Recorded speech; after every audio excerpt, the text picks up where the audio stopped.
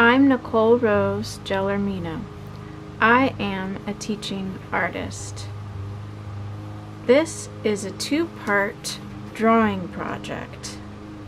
You are watching part 1, observation.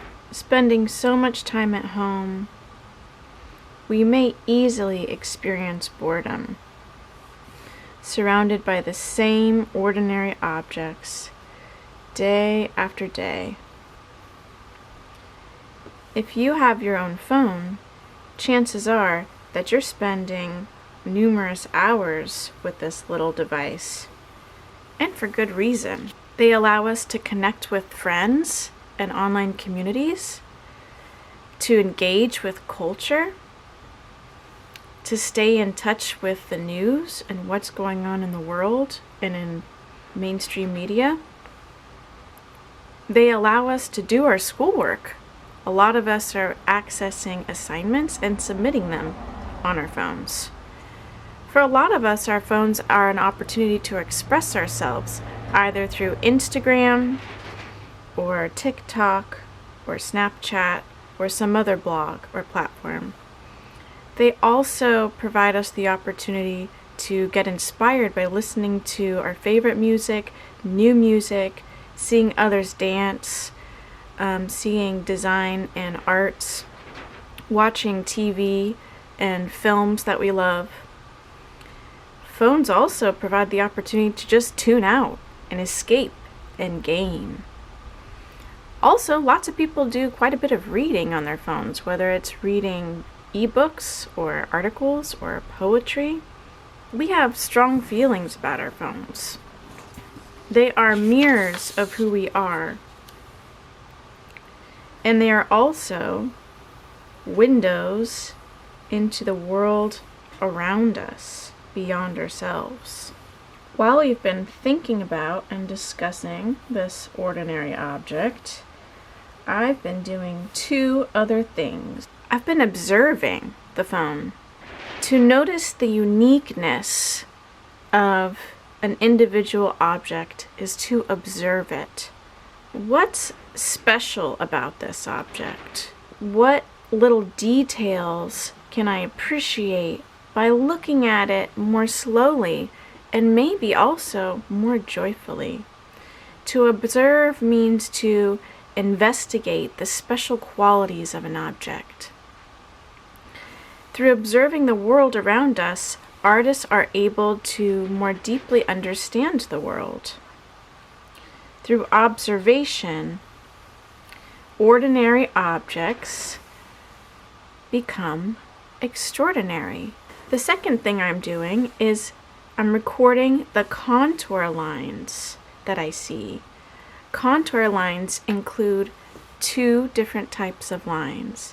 They include the outline, which is the outer shape of the object, and they also include all of the edges that you see in or on the object. When I look at this phone, I see edges here and here and here, mostly around the outside frame of the phone. This circle has multiple edges in it. The buttons have edges around them. Today we'll learn that we can observe and use contour lines to draw what we see more accurately than before. Then we'll tap into our imaginations and learn how to transform an ordinary object into something extraordinary. For the first part, these are the materials you will need. Blank paper. It can be any color. It can have prints or drawings on the back. It can also be plain brown paper cut from a brown paper bag. You'll also need number 2 pencil, ideally. If you don't have a number 2 pencil, a lead or mechanical pencil will also work, as will a pen. If you have an eraser, that's optional. And finally, you'll need your phone. Before you begin drawing, set up. Make sure that your paper is on the same side of your body as your dominant hand. If you're right-handed, your paper is going to be on the right, and your phone is going to be on the table and it's going to be on your left.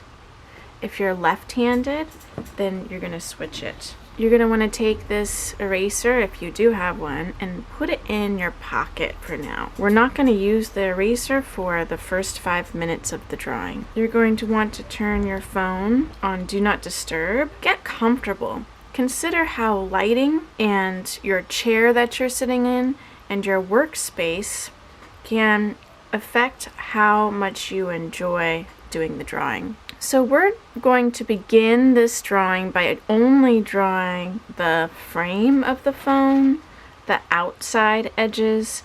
The screen right now is black to me. I'm not going to draw anything within the screen area at all. When I compare the scale of my phone to the scale of my paper, the phone is much smaller. So scale means relative size. Which one is bigger than the other? Another thing I notice is that the phone is longer and skinnier than my page. It's going to be a little long and skinny on the page. The first tool you have on your paper is the edges of the paper. This phone is a rectangle. The paper is a rectangle. I don't even need a ruler. I can use the edges of the paper to help guide me in making straight lines like I see on the phone. So I'm going to go ahead and begin with some parallel lines. I'm going to draw, because this is also a straight line, I'm going to draw a line that's parallel to the edge of the paper. But I'm going to leave a little bit of space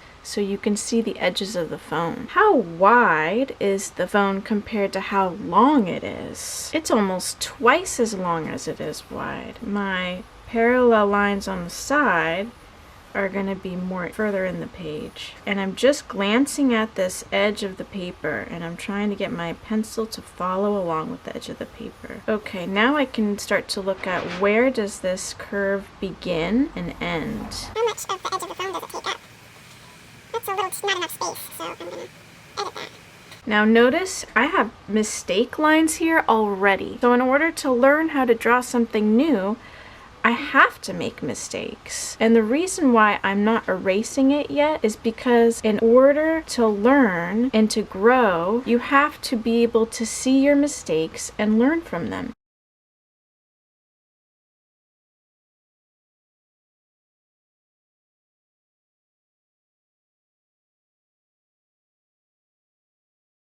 I'm imagining that my eyeball is tracing all of these lines. And my pencil is just following along with the motions of my eyeball. You know, if you're driving a car or even riding a bike, how much do you look at the road and how much do you look at your feet pedaling? Well, in order to get to where you need to go safely, you need to be looking more at the road than your feet pedaling. And in the same way, when you draw using observation and contour lines, you need to spend 80% of your time looking at the object and just a little bit of your attention looking at your drawing. Riding a bicycle, you might already trust that your body knows how to do the pedaling because you've had lots of practice. When you're drawing a new object, you might not trust that your hand knows how to drag the pencil to follow your eye. But building that trust in your hand is also what we're learning about today. And the only way that you can learn how to do it is just by doing it. In the same way that the only way you can learn how to ride a bicycle is by riding it.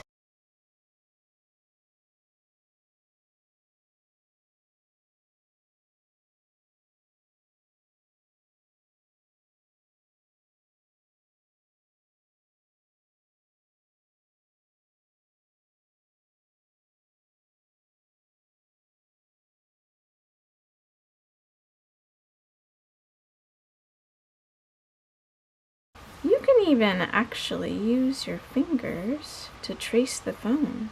That might help you slow down and notice all the lines.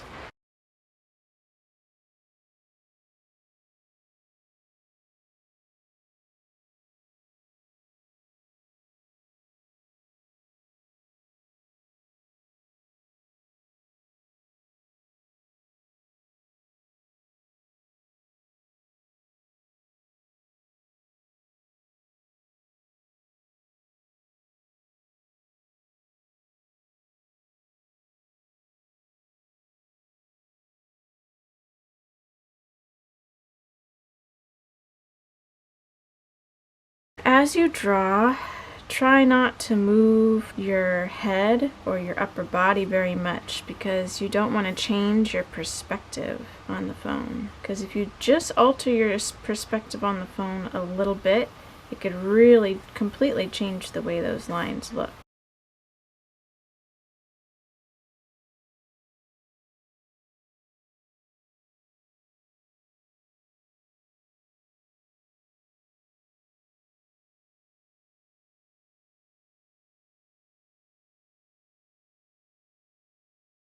Now is the time to take out your eraser, if you have one.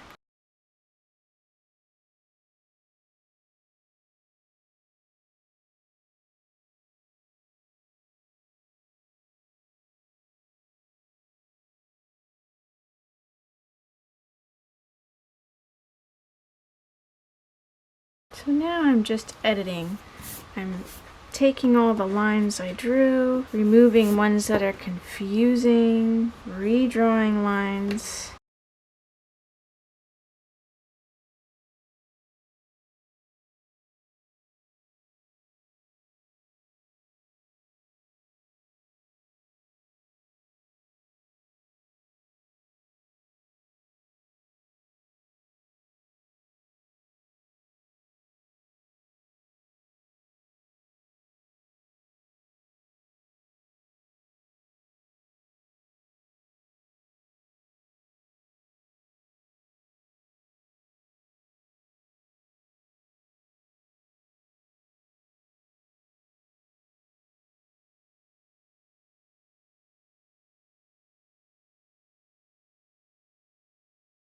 If at any point you find yourself losing track of time during this observational drawing process, that means your brain has entered into a visual thinking mode, and the likelihood of you learning more and improving more and also possibly coming up with a drawing that you feel proud of are a lot higher.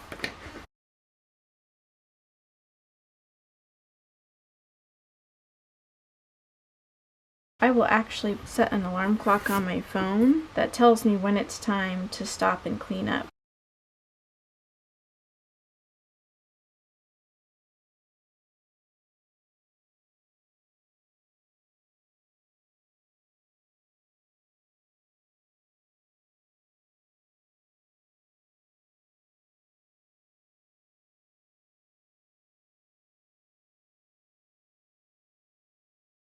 You'll notice that my lines are not absolutely perfect, that they do have a little bit of wiggle and curve to them.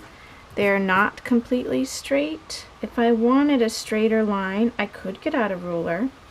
But once I start losing a ruler, that means I'm not paying attention to my object anymore because I'm paying more attention to the tool. Again, I'd be paying attention to the bicycle if I was biking as opposed to the road. What's special about drawing is that you can see the artist's style in the same way that you can see somebody's handwriting when they write their name. If we wanted to make a drawing look exactly like this object, then we would just have a photograph printed of the object.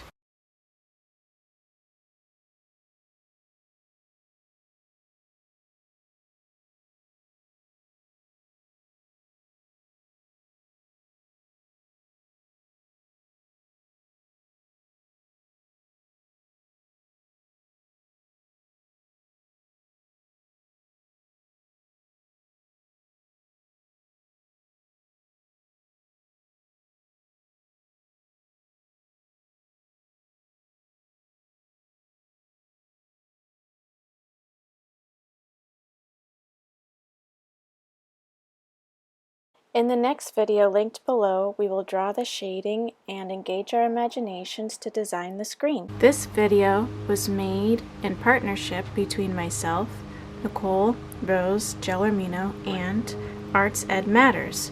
You can learn more at sfteachingartist.wordpress.com or artsedmatters.org.